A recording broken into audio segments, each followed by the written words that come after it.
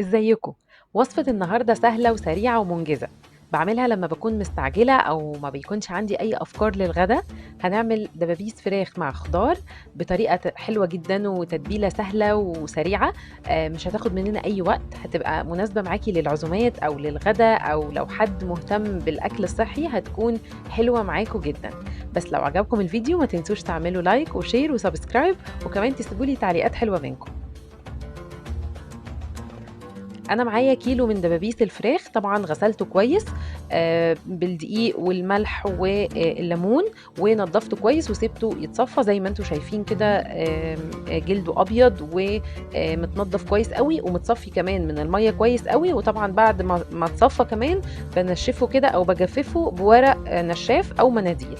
والخضار اللي هستخدمه بصل وجزر وطماطم وبطاطس وكمان فلفل رومي. التتبيلة بتاعتي هتكون معلقة ملح كبيرة ورشة توم بودرة وبصل بودرة، وكمان معلقة صغيرة بابريكا مدخنة ورشة كمون ورشة كزبرة ناشفة، وكمان معايا نص معلقة صغيرة من الفلفل الأسود ورشة بسيطة من الحبهان المطحون. وكمان هضيف مكون حلو قوي قوي هيديني ريحة حلوة وطعم قوي جدا، وهو الزعتر. سواء عندك زعتر ناشف او زعتر فريش هيديكي نتيجة ممتازة. انا الزعتر اللي عندي كان زعتر ناشف، فركته كده بين كفوف ايديا وحطيته مع التتبيلة. معايا كمان معلقة صغيرة من الثوم المفروم،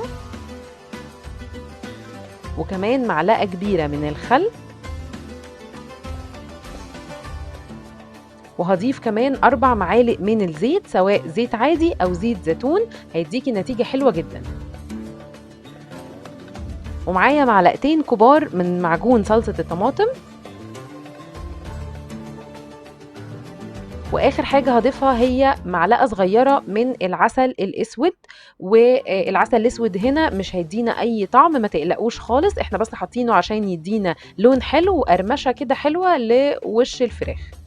هقلب بقى المكونات دي كلها مع بعض كويس قوي بحيث ان الملح يدوب وكل المكونات كده تختلط مع بعض. وبعد كده هضيف عليها دبابيس الفراخ، هقلبها كويس قوي مع بعض وهغطيها كده بستريتش راب وهسيبها في التتبيله يعني حوالي نص ساعه. طبعا كل ما بتسيبيها اكتر التتبيله بتقعد فيها اكتر او بتشربها اكتر، ولكن لو مستعجلين خلاص مفيش مشكله اشتغلي بيها على طول. نيجي بقى للخضار اللي انا هستخدمه. طبعا زي ما شفتوا انا معايا عدد 2 من البطاطس. طبعا لو حابه تضيفي كميه بطاطس اكتر من كده مفيش مشكله، بس انا هضيف 2 بطاطس كبيره. طبعا ولو عندك قطاعه زي بتاعتي المشرشره دي بتدي شكل حلو، يعني تغيير شويه من صينيه البطاطس التقليديه او اللي هي شكل حلقات او مكعبات. بتعجب الولاد وبتشدهم جدا، ويعني الحاجات البسيطه دي بتخليهم يقبلوا على الاكل ده اكتر. وهقطع كمان البصل، برضو البصل قطعته قطع كبيره او يعني نفس الشكل اللي هو الطولي ده. وزي ما قلت لكم قبل كده ان احنا لما بنقطع الخضار كله شكل بعضه بيكون شكل الطبق متناسق اكتر. يعني افضل ما نقطع شويه قطع وشويه مدورين وشويه صوابع، لا نقطع كل الخضار شكل واحد. حتى الطماطم كمان قطعتها بالشكل الطولي ده. وطبعا نصيحة هنا الطماطم ما تحاولوش تبالغوا في التقطيع بتاعها عشان ما تنزلش مية او ما تقلبش على تسبيكة. انا عايزاها قطع كبيرة زي ما هي كده عشان تتشوي مع الفراخ وتدينا نتيجة حلوة، ما تتعصرش او ما تتهريش في الفرن وتقلب على تسبيكة طماطم. هرص بقى كل المكونات دي في البايركس او ممكن تستخدمي اي صينية عادية عندك. انا ابتديت كده بالبطاطس وبعد كده حطيت البصل،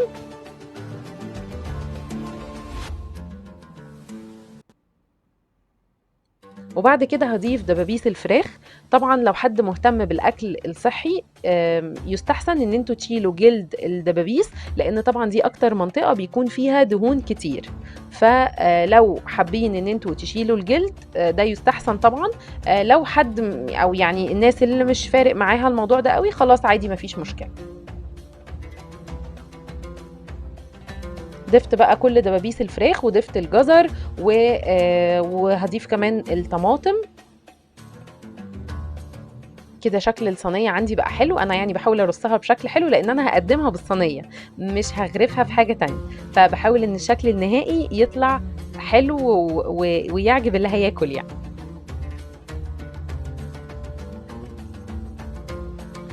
وآخر حاجة ضفتها التتبيلة اللي اتبقت من دبابيس الفراخ، زوّدت عليها ربع كوباية مَيّة دافية وضفتها على الخضار والدبابيس.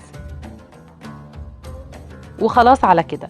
طبعًا آخر حاجة هاعملها هي إني معايا ورقة زبدة هاكرمشها كده كويس أوي بين كفوف إيديّا عشان تساعد في إن هي تثبت على سطح الصينية.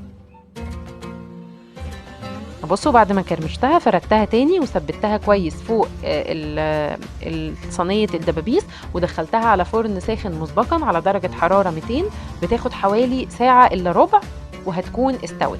بعد كده بتشيلي ورقة الزبدة وبتشغّلي الشواية 5 دقايق بالضبط عشان تاخد معاكِ لون حلو.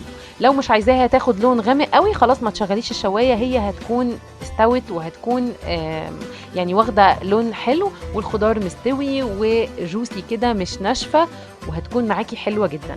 طبعًا أنا آخر حاجة ضفتها هي 4 فصوص من التوم زي ما شفتوا كده توم صحيح عشان بس يدّيني ريحة حلوة، وبعد كده قبل التقديم طبعًا باشيله.